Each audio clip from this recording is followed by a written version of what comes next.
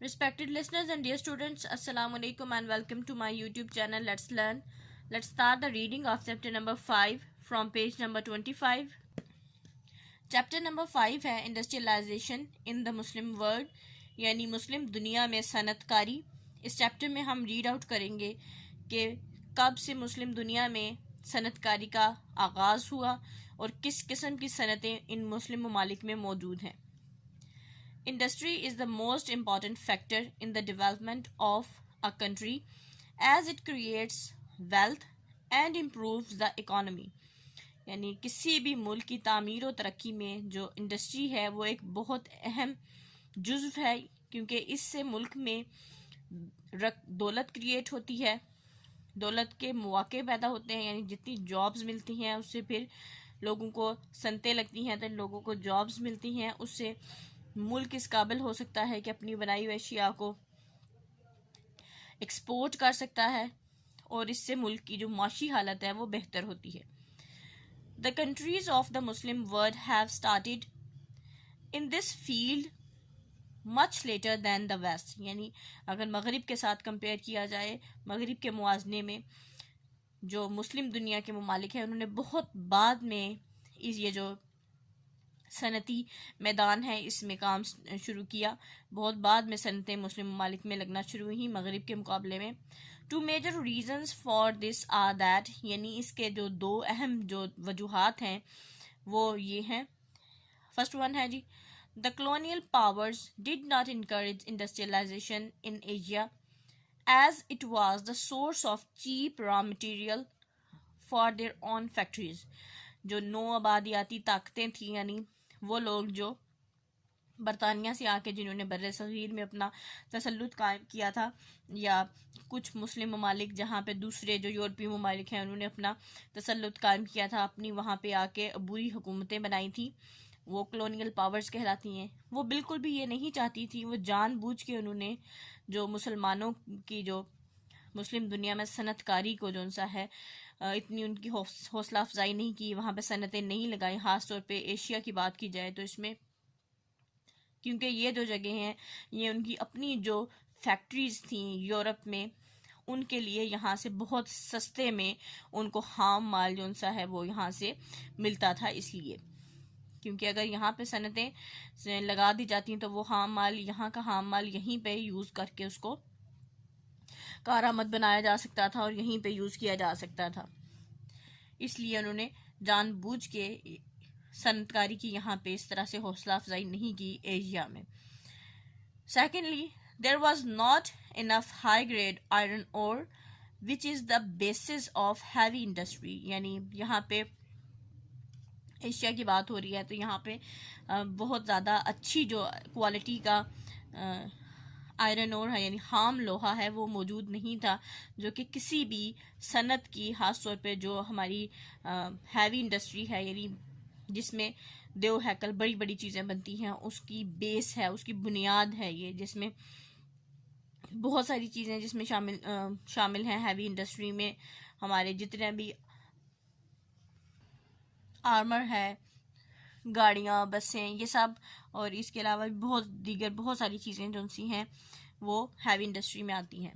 Until the discovery of oil and gas reserves, energy to run the factories was also a problem, as there was very little high-grade coal in this region. जब तक कि यहाँ पे तेल और gas के ज़खायर दरियाफ्त नहीं हुए थे, यानी ये मेन तवानाई का सोर्स हैं, तवानाई मुहैया करती हैं फैक्ट्रीज़ को, जब तक ये दरियाफ्त नहीं हुए थे तो जो सा है यहाँ पे जो एनर्जी जो जिससे फैक्ट्रीज रन होती हैं, फैक्ट्रीज चलती हैं, वो बहुत बड़ा प्रॉब्लम था यहाँ पे. क्योंकि यहाँ पे ना ही अच्छी जो क्वालिटी का कोयला है वो भी इस इलाके में नहीं पाया जाता था, जो कि उस वक़्त जो फैक्ट्रीज हैं उनको रन करने के लिए, उनको एनर्जी देने के लिए ज़रूरी होता था. However, industry has developed rapidly now, although it is still based mostly on local agricultural or mineral products. अगरचे अब जो सा है जो सनत है उसने तेज़ी से तरक्की की है, मगर अभी भी ये जो सा है इलाकाई जो मादनी और जो ज़हायर हैं, ज़रई ज़हायर हैं, उन्हीं पे बेस करती है. Today apart from Indonesia, Malaysia, Saudi Arabia, Turkey and Iran, which are fairly ahead in industrialization, other Muslim countries are also beginning to develop their industries. आज Indonesia, Malaysia, Saudi Arabia, Saudi Arab, तुर्की, Iran के अलावा जो कि अब industrial सनतकारी में बहुत आगे हैं बाकी मुस्लिम ममालिक से, तो बाकी मुस्लिम ममालिक ने भी अपनी जो सी सनती तरक्की है, सनतें लगाने का आगाज़ किया है. Malaysia is the most developed country and produce high tech goods such as electronic equipment and electrical appliance for local use and export. Malaysia तमाम मुस्लिम जो ममालिक हैं उनमें मलेशिया सबसे ज़्यादा तरक्की याफ्ता मुल्क है, क्योंकि वो हाई टेक्नोलॉजी अशिया पैदा करता है, बनाता है, जिसमें इलेक्ट्रॉनिक इक्विपमेंट है यानी बिजली का सामान है.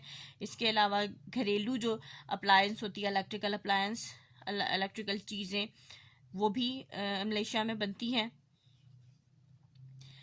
However, compare that Malaysia with an area of 333,000 square kilometers and a population of 25.3 million in 2007 produced the same amount of industrial goods as Switzerland, which has an area of 44,000 square kilometers and a population of 7.3 million in 2007. यानी अगरचे जो Malaysia है उसने अपने 3,33,000 मुरबा kilometre रकबे और 25.3 million आबादी के साथ उतनी ही चीज़ें पैदा की, उतनी ही चीज़ें बनाई जितनी के स्विट्ज़रलैंड ने 44,000 स्क्वायर किलोमीटर के रकबे के साथ और सिर्फ 7.3 मिलियन जो 7.3 मिलियन आबादी के साथ बनाई. यानी इतनी मलेशिया का रकबा ज़्यादा था और स्विट्ज़रलैंड का कम था रकबा.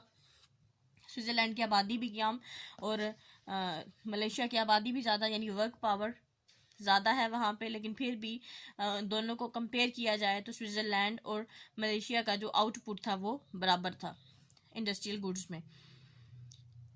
नेक्स्ट है जी, and the difference of course is that Switzerland has probably reached the peak of its output, while Malaysia and other Islamic countries have a great scope for further development. यानी ये जो फ़र्क है ये जाहिर करता है कि मलेशिया ने अपनी जो सा है सबसे ज़्यादा, यानी वो इस वक्त जो चीज़ें प्रोड्यूस कर रहा है,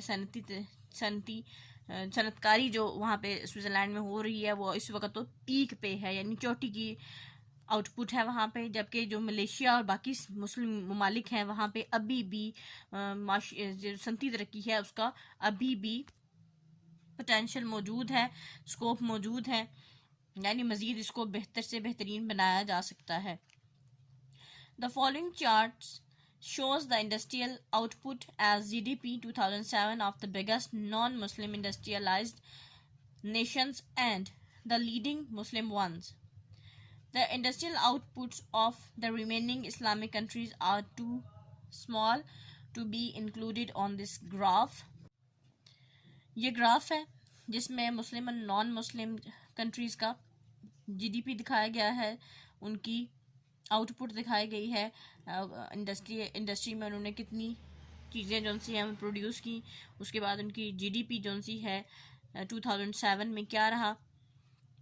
अब ये यहाँ पे इस तरफ से ये बार्स हैं और ये हैं जी यूएस डॉलर्स हैं जो कि मिलियंस में शो हो रहे हैं. तो यूएसए की जो जीडीपी है वो 2500 मिलियन डॉलर्स रहा है, बल्कि उससे भी ऊपर जा रहा है. जापान का $1,000 से अबव है. चाइना, इसी तरह जर्मनी और इसी तरह जो सबसे ज़्यादा मुस्लिम ममालिक में जीडीपी रहा है वो सऊदी अरेबिया का रहा है जो कि $500 मिलियन से भी कम है. नेक्स्ट हम रीड करते हैं सऊदी अरेबिया यानी सऊदी अरब. The industry here is mainly based on oil and petroleum products which are exported. ये यहाँ पे जो सनत है वो बुनियादी तौर पे तेल और उससे बनी हुई जो अशिया हैं उन पे है, जिनको एक्सपोर्ट किया जाता है, यानी बैरून मुल्क दूसरे मुल्कों को बेचा जाता है. Saudi Arabia is world's biggest exporter of oil, यानी सऊदी अरब दुनिया का सबसे बड़ा एक्सपोर्टर है तेल का, यानी सबसे ज़्यादा वो तेल दूसरे मुल्कों को बेचता है. The government has invested a major part of its export earnings in developmental projects of the country, यानी जो हुकूमत है वो जो पैसे वो जो हासिल करती है अपनी एक्सपोर्ट से, उसको मुल्क की तामीर और तरक्की के मुख्तलिफ जो प्रोजेक्ट्स हैं उनमें वो इस्तेमाल करती है. Saudi Arabia also produces fertilizers, plastics and simple mechanical and electrical goods besides its petrochemical and oil-based industrial products. यानी सऊदी अरब अपनी पेट्रोकेमिकल और जो ऑयल बेस्ड इंडस्ट्री है उसमें अशिया बनाने के अलावा यहाँ पे खादें बनती हैं, प्लास्टिक बनती है, और उसके अलावा जो सादा किस्म की जो मैकेनिकल और जो बिजली की अशिया हैं वो भी बनाई जाती हैं. नेक्स्ट है मलेशिया. मलेशिया में देखेंगे कि किस किस्म की इंडस्ट्री है. Apart from high tech electronic equipments and appliance, Malaysia's industries include food processing, chemical and textile as well as pewter, यानी हाई टेक्नोलॉजी बिजली की मसनूआत के अलावा, बिजली के सामान के अलावा मलेशिया में फूड प्रोसेसिंग यानी वो अशिया जो कि पैक्ड खाने में इस्तेमाल होती हैं, ये इंडस्ट्री भी मौजूद है. इसके अलावा केमिकल्स भी वहाँ पे बनते हैं. टेक्सटाइल इंडस्ट्री है, यानी कपड़े से रिलेटेड इंडस्ट्री है. इसके अलावा जस्त की इंडस्ट्री भी, यानी पेपर मुख्तलिफ किस्म की जो धातें हैं उससे मिला के एक मेटल बनाई जाती है जस्ट, उसकी इंडस्ट्री, उससे भी अशिया बनाई जाती हैं मलेशिया में. Malaysia is the major producer and exporter of palm oil. जो पाम ऑयल है मलेशिया उसका एक अहम मलेशिया में बहुत ज़्यादा उगते हैं पाम ट्रीज़, तो मलेशिया वहाँ इस पाम ऑयल का एक बहुत अहम एक्सपोर्टर है, यानी दूसरे मुल्कों को पाम ऑयल बेचने वाले ममालिक में मलेशिया का नाम सर फहरिस्त है. रबर एंड मिनरल प्रोडक्ट्स, इसके अलावा यहाँ पे रबर की और जो दूसरी मादनी अशिया हैं वो भी बनाई जाती हैं, such as tin and oil, जैसे कि टीन और तेल. The tourism industry in Malaysia is also quite successful. Malaysia की जो टूरिज्म इंडस्ट्री है, यानी सयाहों के लिए जो सियाहती सनत है मलेशिया की, वो भी बहुत ही उम्दा तरीके से वहाँ पे चल रही है, मौजूद है, यानी बहुत से सयाह मलेशिया को विज़िट करने के लिए जाते हैं. Malaysia has a very well developed telecommunication networking as well as the roads and railways infrastructure and international seaports. Malaysia बहुत ही ज़्यादा जो सा है एक डेवलप कंट्री है टेलीकम्युनिकेशन और नेटवर्किंग में. इसके अलावा यहाँ पे जो सड़कें हैं और रेलवे का जो बुनियादी ढांचा है वो भी बहुत डेवलप्ड है, तरक्की याफ्ता है. और यहाँ पे बैनुल-अक़वामी जो बंदरगाहें हैं, बहरी अड्डे हैं, वो भी मौजूद हैं. नेक्स्ट कंट्री है Indonesia. Like Malaysia, Indonesia also has an equatorial climate and its main natural and agricultural products are rubber, coconut, coffee and rice. यानी मलेशिया की तरह इंडोनेशिया भी जो सा है एक इक्वेटरल क्लाइमेट रखता है. इक्वेटरल क्लाइमेट मतलब यहाँ पे गर्म मरतूब आबोहवा रहती है, यानी नमी वाला यहाँ पे मौसम रहता है, और इसलिए यहाँ पे जो कुदरती चीज़ें जो उगती हैं, जो ज़रूरी मसनूआत हैं, वो रबर है. इसके अलावा कोकोनट है यानी नारियल, कॉफ़ी है, और उसके अलावा चावल है जो यहाँ पे कुदरती तौर पे उगते हैं. Indonesia has also developed a strong industrial infrastructure based on its mineral products, oil and tin. Indonesia में भी एक इंडस्ट्रियल जो सनती इंफ्रास्ट्रक्चर है वो मौजूद है, जिसकी बुनियाद जो सी है यहाँ पे जो मदनी अशिया मिलती हैं जैसे तेल और टिन उस पे है. And it's agricultural and natural products, और इसकी जो सी ज़राई और कुदरती मसनूआत हैं उस पर रबर एंड टिम्बर, जैसे कि रबर और टिम्बर एक ऐसी लकड़ी है जो कि बहुत उम्दा किस्म की लकड़ी है और फर्नीचर में इस्तेमाल होती है. It manufactures electronic equipment and appliance for local use and export, and there are textile, chemical and paper factories. यहाँ पे जो सा उम्दा किस्म की जो बिजली की मसनूआत हैं, बिजली से बनने वाली और बिजली से चलने वाली जो अशिया हैं वो बनाई जाती हैं। इसके अलावा यहाँ पे यानी जो लोकल आम लोग वहाँ पे के मौजूद जो इलाके के वहाँ के लोग हैं उनके लिए और बाहर के ममालिक को बेचने के लिए भी बनाई जाती हैं। इसके अलावा यहाँ पे कपड़े की इंडस्ट्री है, केमिकल्स, फिर उसके अलावा कागज़ बनाने वाली फैक्ट्रीज हैं, as well as shipyard in the main port cities. और इसके अलावा ऐसी भी जगह हैं जहाँ पे कश्तियाँ, बड़े बड़े जहाज़ जो से हैं वो बनाए जाते हैं। और जो यहाँ पे जो मेन यहाँ पे जो पोर्ट सिटी है यानी वो शहर जहाँ पे बंदरगाह मौजूद है, यानी यहाँ पे शिप यार्ड्स भी हैं, यानी बड़े बड़े बहरी जहाज़ों की वर्कशॉप्स भी मौजूद हैं। Tourism is also successful industry in this region. सैर व सियाहत की जो सनत है वो भी यहाँ पे बहुत ज़्यादा कामयाब है। यानी इंडोनेशिया भी एक नेचुरल सीनरी रखने वाला मुल्क है, यहाँ पे बहुत से लोग जो उनसे हैं इसको विज़िट करने के लिए आते हैं। नेक्स्ट मुल्क है हमारा Turkey.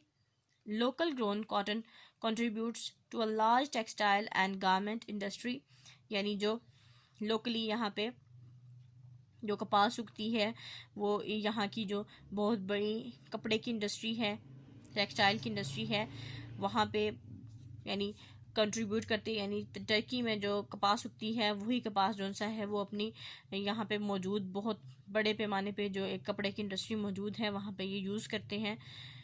Turkey also produces carpets for export.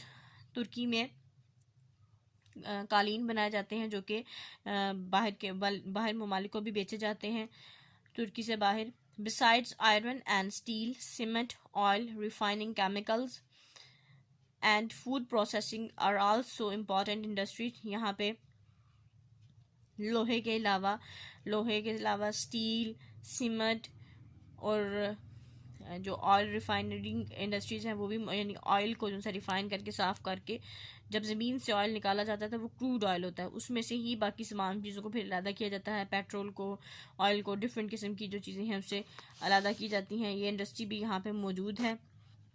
Chemical, इसके अलावा फूड प्रोसेसिंग की इंडस्ट्री की अहम इंडस्ट्रीज भी यहाँ पे मौजूद हैं। Turkey is also a popular place for tourist because of its climate, scenic landscape and history. तुर्की अपनी तारीख, अपने बहुत ही खूबसूरत जो कुदरती नज़ारे हैं अपनी आबो हवा के हवाले से जो सयाह हैं उनमें भी बहुत मकबूल है। लोग यहाँ पे सैर व सयाहत के लिए आते हैं। नेक्स्ट कंट्री है Iran. Iran oil forms the main industry in Iran, which is the 5th largest producer of oil and has over 10% of the world oil reserves। यानी जो ईरान है वहाँ पे जो अहम इंडस्ट्री है, बेसिक इंडस्ट्री है वो ऑयल इंडस्ट्री है, तेल की इंडस्ट्री है। और ईरान दुनिया का 5वां बड़ा मुल्क है जो कि ऑयल प्रोड्यूस करता है और दुनिया के तकरीबन 10% जो ऑयल के तेल के ज़खायर हैं वो ईरान में मौजूद हैं। Other than export of carpets and caviar from the Caspian sea, Iran also produce textiles, petrochemicals, automotive goods, plastic goods, processed food, tobacco and paper and cardboard. कालीन की एक्सपोर्ट के अलावा, यानी दूसरे मुल्कों को कालीन बेचने के अलावा यहाँ की जो एक फ़िश है कैवियार, ख़ास तौर पे यहाँ पे जो कि कैस्पियन सी में मिलती है वो भी एक्सपोर्ट की जाती है। ईरान अच्छी किस्म का जो सा है कपड़ा वो बनाता है। इसके अलावा पेट्रोकेमिकल्स, इसके अलावा ऐसी ऑटोमोटिव जो अशिया हैं वो बनाई जाती हैं यहाँ पे वो, और प्लास्टिक की चीज़ें बनाई जाती हैं, प्रोसेस्ड फूड बनाया जाता है जिसे हम या पैक्ड फूड कहा जाता है। इसके अलावा तंबाकू और कागज़ और जो हार्ड बोर्ड होता है, हार्डबोर्ड या कार्डबोर्ड, ये बनाया जाता है यहाँ पे जो कि फ़र्नीचर में बेसिकली यूज़ होता है। इसको यहाँ स्टॉप करेंगे। Wish you best of luck and अल्लाह हाफिज़।